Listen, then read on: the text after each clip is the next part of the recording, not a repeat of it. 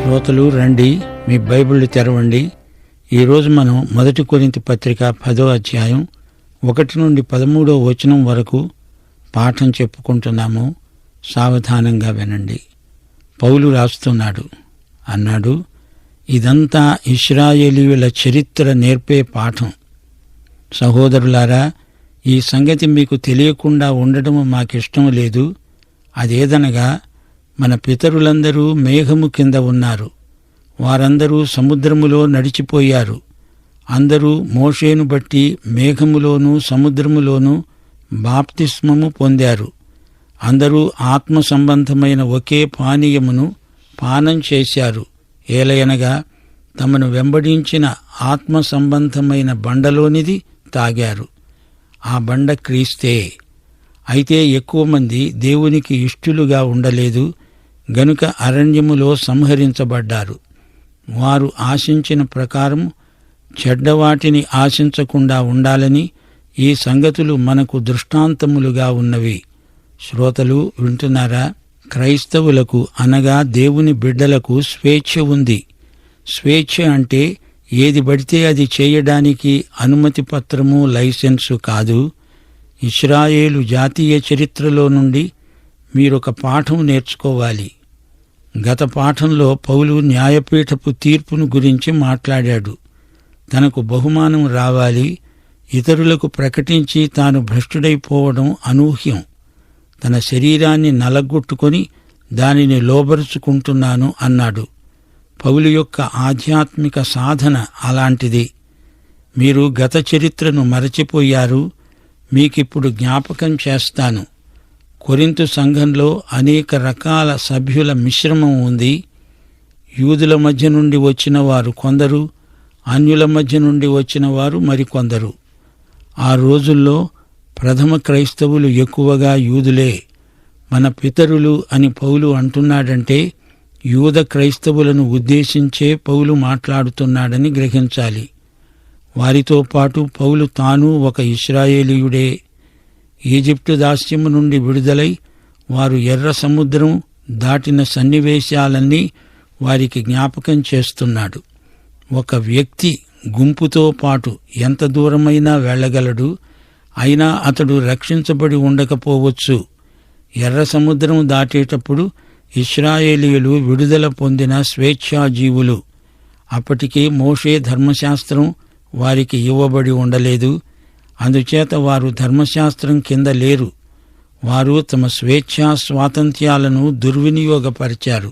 అవకాశాలెన్ని ఉన్నా వాటిని వాడుకోకపోతే అపజయం కలగదని హామీ ఏమున్నది? అవకాశం అనేది తలాంతు లాంటిదే. వాటిని సరిగ్గా వాడితే ఇంకా ఎక్కువ అవకాశాలు వస్తాయి. లేకపోతే ఉన్నది కూడా పోతుంది. రాజకీయాలలో కానీ, వ్యాపారంలో, వర్తకంలో కానీ, సామాజిక జీవితంలో కానీ ఈ సత్యం ప్రతి ఒక్కరికీ తెలిసిందే. వారందరూ మేఘం క్రింద ఉన్నారు. అందరినీ మేఘం నడిపించింది. ఎట్టి అపాయము కలగకుండా వారు సముద్రం సునాయాసంగా దాటారు. అందరూ మోషేను బట్టి బాప్తిస్మం పొందారు అంటే ఏమిటి? బాప్తిస్మము అనే మాటకు గ్రీకు భాషలో ఎన్నో అర్థాలొస్తాయి. ఈ మాటను అందుకే అనువదించకుండా అలాగే ఉంచారు. గ్రీకు భాషలో బ్యాప్టిజో అంటే సంయుక్తమవ్వటం అని మౌలిక అర్థం. నీటి బాప్తిస్మం అంటే యేసుతో సంయుక్తీకరణ. పరిశుద్ధాత్మ ఈ సంయుక్తీకరణను ఆధ్యాత్మీకరిస్తాడు. క్రీస్తు శరీరంతో సంయుక్తపరచబడటం అంటే ఆయనతో పాతిపెట్టబడ్డావని భావం. యేసు శరీరంలోకి మనల్ని తెచ్చి నిన్ను నన్ను ఆయన అవయవములుగా చేసేవాడు ప్రియమైన పరిశుద్ధాత్మ. 1 కొరింథీ 12వ అధ్యాయం 13వ వచనం ఇదే మాట అంటోంది. మనమందరము ఒక్క శరీరములోనికి ఒక్క ఆత్మయందే బాప్తిస్మము పొందాము. ఇక్కడ మన పాఠంలో మోషేను బట్టి అనగా మోషే వారికి బాప్తిస్మం ఇచ్చాడనే? అలా కానే కాదు. అసలు వారు తడవనే లేదే. వారు ఆరిన నేలపై నడిచారు. సముద్రంలో వారికెవరికీ ఏమాత్రమూ తడి అంటలేదు. దేవుడు సముద్రము గుండా వారికి దారిని ఏర్పరిచాడు. నిజంగా సముద్ర జలంలో మునిగి చచ్చింది ఈజిప్టు వారే. మోషేను బట్టి బాప్తిస్మము పొందారు అంటే ఇది నీటిని గురించింది కాదు, పరిశుద్ధాత్మను బట్టి జరిగింది కాదిది. మోషేను బట్టి బాప్తిస్మము పొందారు. వారు మోషేతో సంయుక్తపరచబడ్డారు. హెబ్రీ పత్రిక 11వ అధ్యాయం 29వ వచనం అంటోంది, విశ్వాసమును బట్టి వారు పొడి నేల మీద నడిచినట్లు ఎర్ర సముద్రములో బడి నడిచిపోయారు. ఈజిప్టు వారు అలాగు చెయ్యజూచి మునిగిపోయారు. ఇశ్రాయేలీయులు అనగా వారి పిల్లలు మోషేతో సంయుక్తమయ్యారు. విశ్వాసమును బట్టి వారు ఎర్ర సముద్రము గుండా నడిచి వెళ్ళగలిగారు. మరి అది ఎవరి విశ్వాసం? అది వారి విశ్వాసం కాదు. వారికి అసలు విశ్వాసమే లేదు. నిర్గమకాండం 15వ అధ్యాయంలో వివరాలున్నాయి. అది మోషే విశ్వాసం. ఇశ్రాయేలు వారు సణిగారు. మళ్లీ ఈజిప్టుకు వెళ్ళిపోదాము అన్నారు. మమ్మల్ని ఈ అరణ్యంలోకి ఎందుకు తెచ్చిపడేశావు అని మోషే మీద నిష్ఠురాలు పలికారు. మోషే దేవుడు చెప్పినట్లు సముద్ర జలాన్ని కొట్టాడు.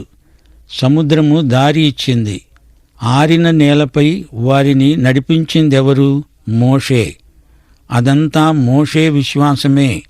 సముద్రాన్ని దాటి వారందరూ పాట పాడారు. అది మోషే విజయగీతిక. ఈ విధంగా ఇశ్రాయేలీయులు మోషేతో తమను తాము సంయుక్తపరుచుకున్నారు. ఈ చరిత్రాత్మకమైన సంఘటన మన రక్షణకు సాదృశ్యం. యేసుక్రీస్తు మరణజలము గుండా నడిచాడు. ఆయన మరణము ద్వారా మనము రాగలిగాము. మనము క్రీస్తుతో సంయుక్తపరచబడ్డాము. ఇప్పుడు మనం సజీవుడైన క్రీస్తుతో సంయుక్తమై ఉన్నాము. మనము క్రీస్తులోనికి బాప్తిస్మము పొంది ఉన్నాము. ఇది క్రీస్తుతో మన సంయుక్తతా స్థితి. ఇదే రక్షణ అంటే. క్రీస్తునందు విశ్వసించినప్పుడు నిన్ను నన్ను పరిశుద్ధాత్మ క్రీస్తు శరీరంలోకి ప్రవేశపెట్టాడు. నీటి బాప్తిస్మము ఈ ఆధ్యాత్మిక స్థితికి సూచన. నీటి బాప్తిస్మము ఒక సంస్కారం. అయితే ఆత్మయందలి అసలు బాప్తిస్మం పరిశుద్ధాత్మ కార్యమే. ఇశ్రాయేలు ప్రజలు మోషేను బట్టి అనగా మోషేలోకి బాప్తిస్మము పొందారంటే అర్థమిదే. వారు ఆ విధంగా ఎర్ర సముద్రం దాటగలిగారు. అందరూ ఆత్మ సంబంధమైన ఒకే ఆహారం భుజించారు. అందరూ ఒకే ఆధ్యాత్మిక పానీయాన్ని సేవించారు, త్రాగారు. తమను వెంబడించిన ఆధ్యాత్మికమైన బండలోనిది త్రాగారు. ఆ బండ క్రీస్తే.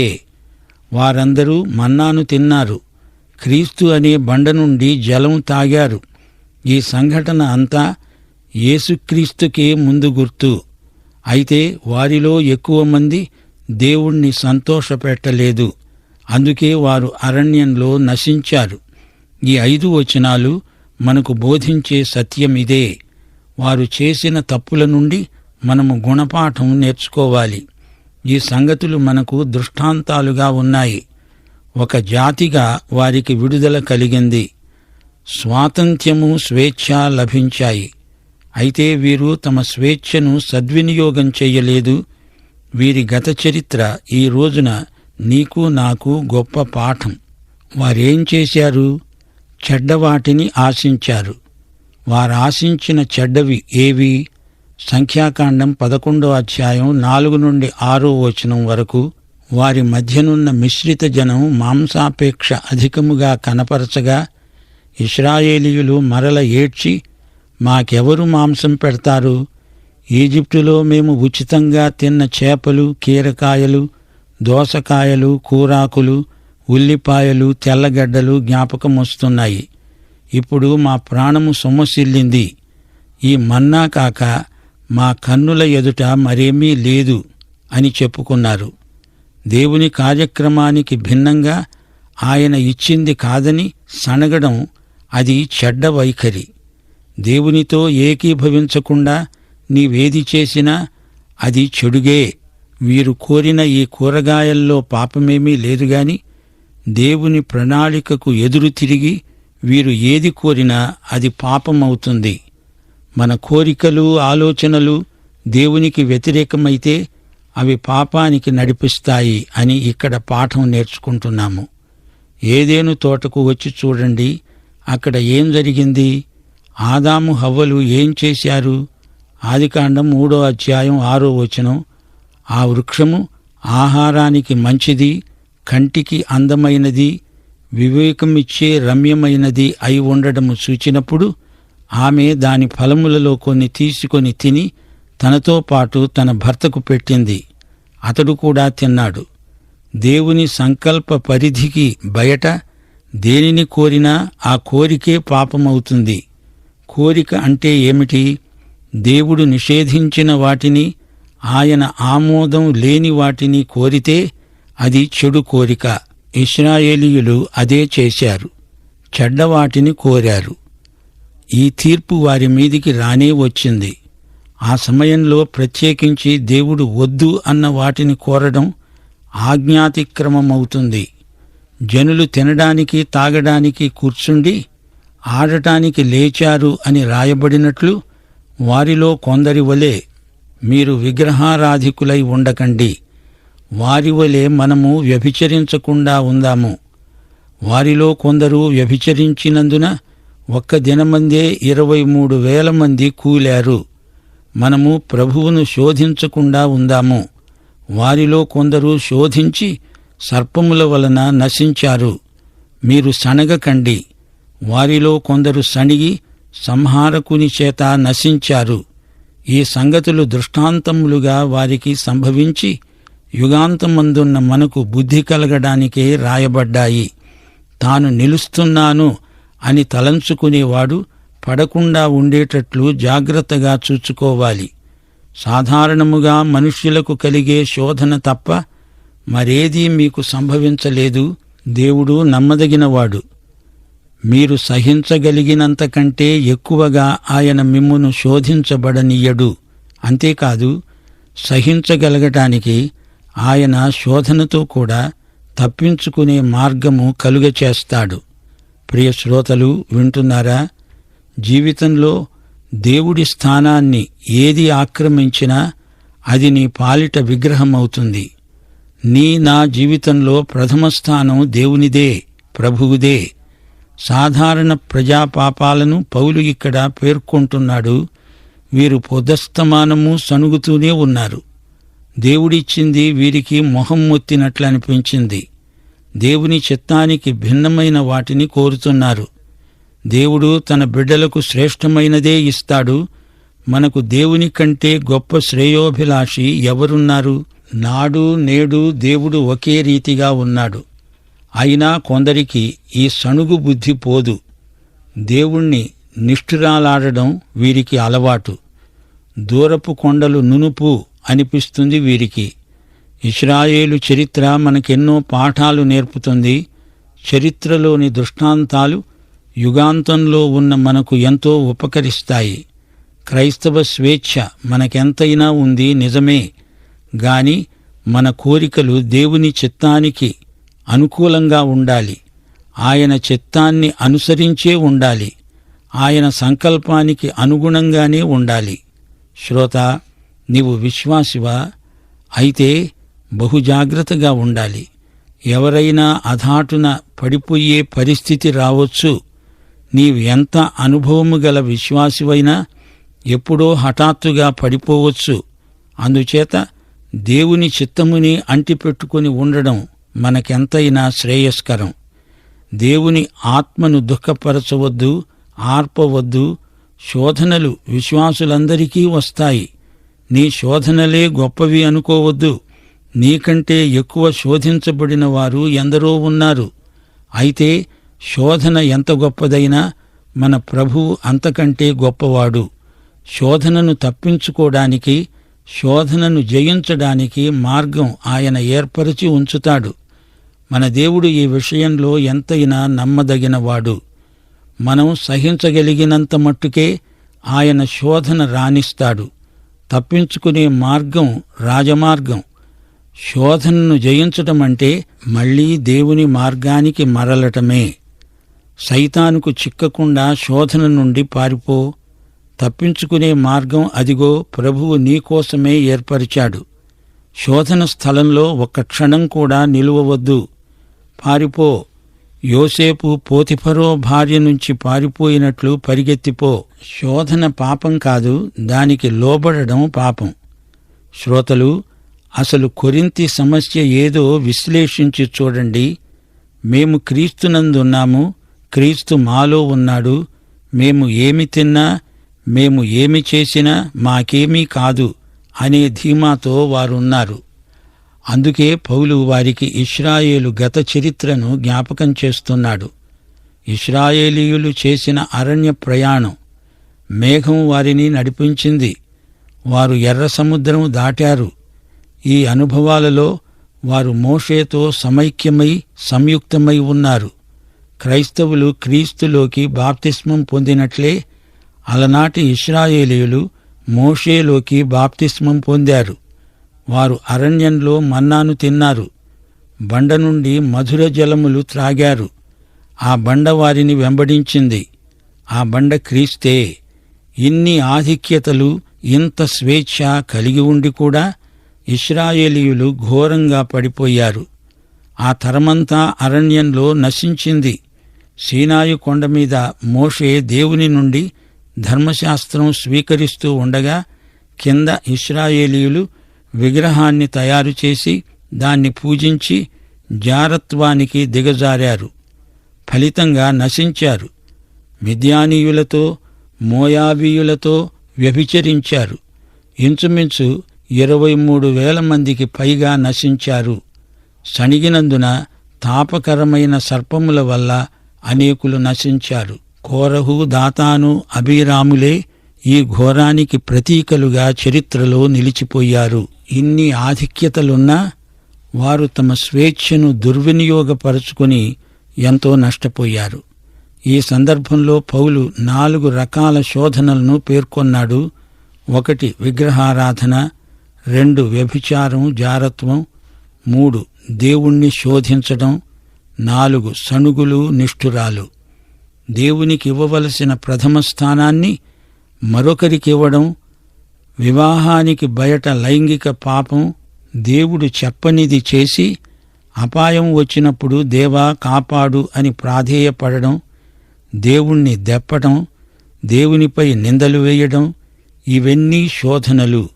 ఇవి విషవలయాలు. ప్రకటన గ్రంథం 3వ అధ్యాయం 3వ వచనంలో పునరుత్థానుడైన యేసు సార్దిస్ సంఘంతో అన్నమాట, నీవు జాగరూకుడవై ఉండని ఎడల నేను దొంగలాగా వస్తాను. ఏ ఘడియలో నీ మీదికి వస్తానో నీకు తెలియనే తెలియదు. శ్రోతలు, ఈ సందర్భంలో శోధన అనే మాటకు ప్రత్యేక అర్థమున్నదని గ్రహించండి. నిన్ను బలపరచడానికి దేవుడు పెట్టిన, అనుమతించిన, ఆమోదించిన పరీక్ష. అది మనం గెలవడం కోసం ఉద్దేశించబడింది, కాని ఓడిపోవటానికి కాదు. శోధనలకు భయపడకూడదు. అనేకులు ఇంతకంటే కఠినమైన శోధనలను ఎదుర్కొని గెలిచారు. వారందరూ సాక్షి సమూహమై మనల్ని ఎంతో ప్రోత్సహిస్తున్నారు. ప్రతి శోధనకు తప్పించుకునే మార్గం ప్రభువు మన కోసం ఉంచాడు. తప్పించుకునే మార్గం అంటే రాజీ పడడం కాదు, తొలగిపోవడము కాదు, పరాజయము కాదు, దేవుని కృపాశక్తితో జయించడం. ప్రియ శ్రోతలు, జ్ఞాపకముంచుకోండి, ఈ రోజున మనకెన్నో ఆశీర్వాదాలున్నాయి. దేవుడు మనల్ని ఎంతగానో దీవించాడు. లోకము నుండి రక్షించబడ్డాము. యేసుక్రీస్తుతో సంయుక్తపరచబడ్డాము. జీవాహారము, జీవజలము అనుభవిస్తున్నాము. ఈ ఆశీర్వాదాలు ఉన్నవి నిజమే, కాని నీవు నేను పడిపోము అనడానికి ఇది జీవిత బీమా పట్టా కాదు. దేవుని తీర్పు ఉన్నది, జాగ్రత్త. ఇశ్రాయేలు పాపం చేసినప్పుడు దేవుడు వారిపై కఠినంగా క్రమశిక్షణ చర్య తీసుకున్నాడు.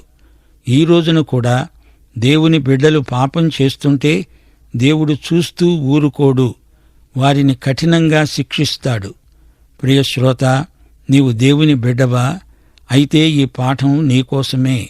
ఈ పాఠంలో పేర్కొనబడిన పాపాలలో ఏదైనా నీలో ఉంటే, నీవు ఏదైనా శోధనను ఎదుర్కోవలసి వస్తే ప్రభువును వేడుకో. శోధనను తప్పించుకొని గెలువు. దేవుని బిడ్డవైన నీకు దేవుడు పూర్తి స్వేచ్ఛా స్వాతంత్ర్యము ఇచ్చాడు. అయితే పాపం చెయ్యడానికి నీకు ఏమాత్రమూ స్వేచ్ఛ లేదు.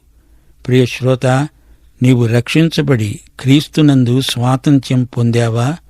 పాఠం ఇంతటితో సమాప్తం. యేసుక్రీస్తు వారి కృప, యెహోవా ప్రేమ, పరిశుద్ధాత్మ సహవాసము మనకందరికీ సదాకాలము తోడై ఉండునుగాక. ఆమేన్.